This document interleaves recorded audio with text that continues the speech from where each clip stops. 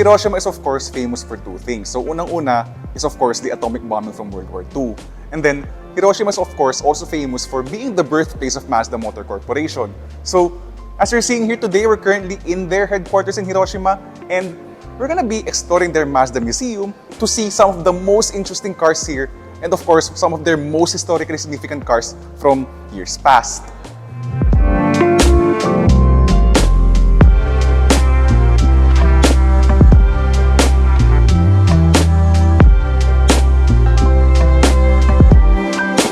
So what we have here is the Mazda MX-30 rotary EV. So by rotary EV, yes, there's a rotary engine underneath this car, pero in this case, the rotary engine is powering the car's batteries, basically acting as a range extender. So think of it basically as a plug-in hybrid. Doon pa lang mapapansin nyo na there's a role for the rotary engine in the electrified age.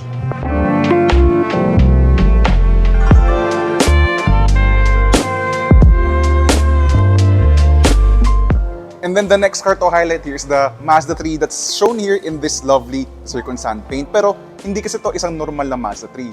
What you're gonna see here from the fender badge here is the fact that this is a Skyactiv X vehicle. So what's special kasi with the Skyactiv X is that this engine sort of combines the technology of a diesel engine along with a gas engine. So it's the best of both worlds. It's a very unique engine. Hopefully we'll see it in more cars, and especially in the Philippines as well. So let us know down in the comment section if you want to see this Mazda 3 back in our market.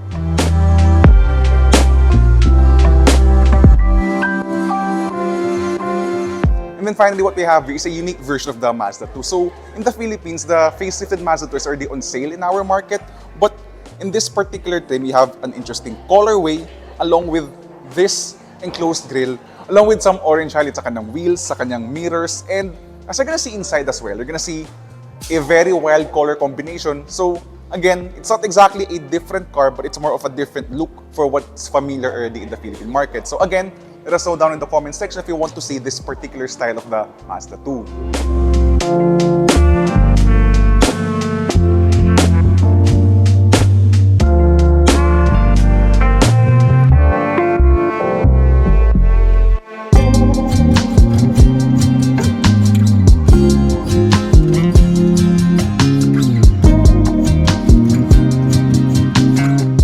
Basically, sa dami ng collection dito, I've decided to just do it vlog style itong tour natin. So, you're gonna be seeing here their first range of cars nung they transition basically from making cork into their first ever motor vehicle. So, this is the Type TCS, their first vehicle, their first motor vehicle. It's basically a motorcycle with two rear wheels. And then, here on the left, you're gonna see here the Type GA, another three-wheel truck. Then they evolved from that car into this GLTB. Now, let's progress and move towards you on the sides. Here's the first ever passenger car that Mazda, or rather the first four-wheel car that Mazda ever made, which is the R360. So, if you recall yung 100th anniversary edition ng Mazda MX-5, it had this finish, yung ganitong white and red roof combination. So, yeah, this is the first passenger car that Mazda's ever made. Then, we now have here the Mazda Carol. Ito naman, the Mazda Familia van. Then, up next here is the Mazda Luce Rotary Coupe. So, this is supposed to be a premium car. This is Mazda trying to experiment in making a premium-ish vehicle with the Luce Rotary Coupe. But, sa totoo lang, the pioneer of the rotary vehicle sa Mazda's lineup is of course the Mazda Cosmo. So in particular, basically, the Mazda Cosmo was the first two-rotor rotary engine vehicle that Mazda ever produced. Yeah, this is how it looks like. This is how the two-rotor rotary engine looks like.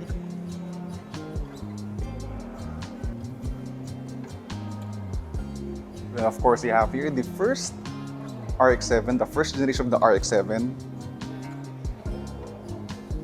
Beautiful car. Then, of course, the Mazda Familia before the 323 came out into the market.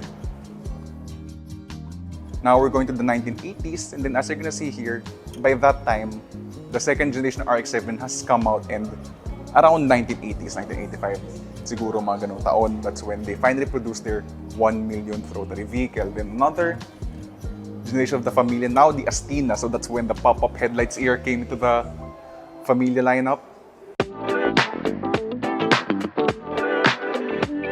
Of course, the Yunos era of Mazda. This is actually one of my most favorite eras of Mazda. So Yunos is basically their attempt at making sort of a Lexus competitor. So this is their range of luxury cars. In particular, I was a huge fan of the Yunos Cosmo. This is a rotary Grand Tourer.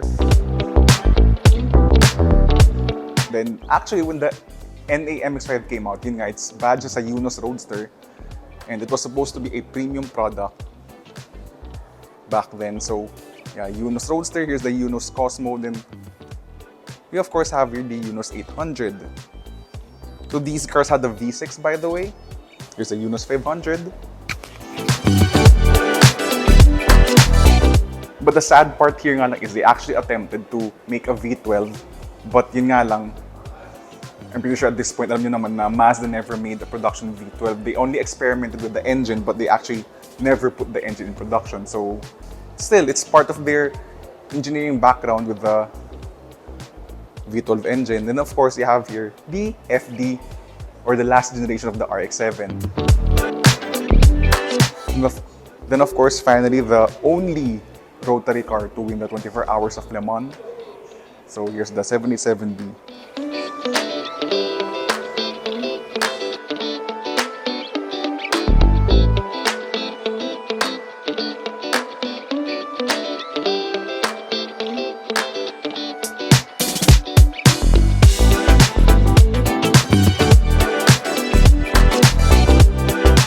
Ito na yung assembly line, guys. This is where our Mazdas are assembled. Yun nga lang, as you're gonna see in this sign, no pictures. Yeah, film nga lang, unfortunately, in this area. But trust us na, yeah, we're gonna be seeing a lot of amazing stuff here. This is, of course, the birthplace of our Mazdas. So, yeah.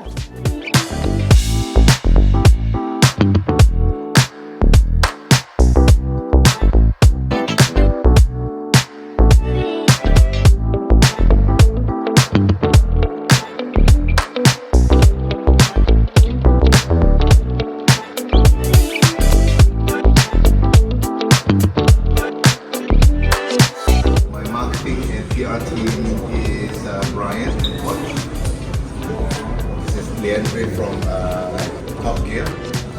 Sometimes called IP in the concept. It's Sam Sala, Isaac, Jamil, and Carlos. Yeah, they are here to just to tell the Mazda story.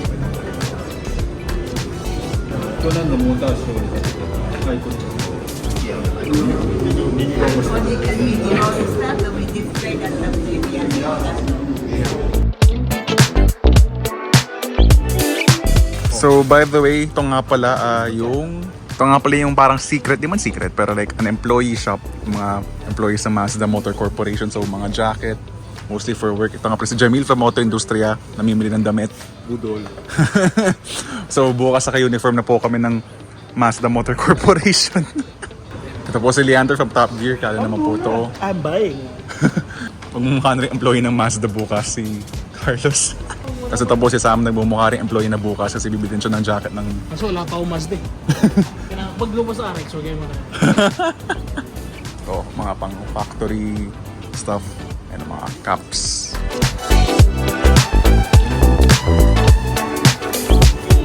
And then merong peanuts ng Mazda. Then, ito nga po pala si Brian from Mazda Philippines, saka si Poch. Ikaw live selling ka ba? Ako mga, mine yun siya. Live selling Ako na lang mine. Ikaw na lang i-mine? Ano yan? Yo! 500 yen! Uniform! Magiging empleyado na tayo ng factory na to. Books. Solid.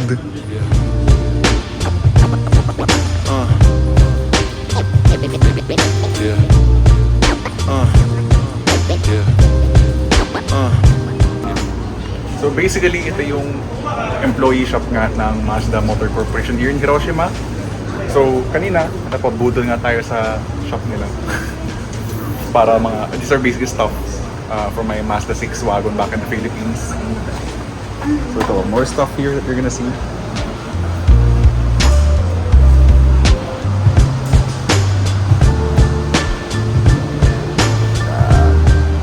Dami-dami yan.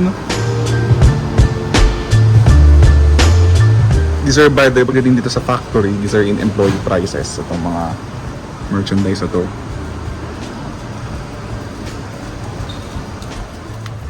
So that is basically what you can expect when you plan to visit Mazda's Hiroshima headquarters. You have to remember that there are no flights from Hiroshima to Manila. And so therefore, the cheapest way to get there is through a flight to Fukuoka. So, gusto niyo bang bisitahin itong headquarters ng Mazda? Meron ba kayong gustong makitang kotse? Or gusto niyo bang mabudol sa kanilang mga tindahan? Let us of course know down in the comment section. Yeah.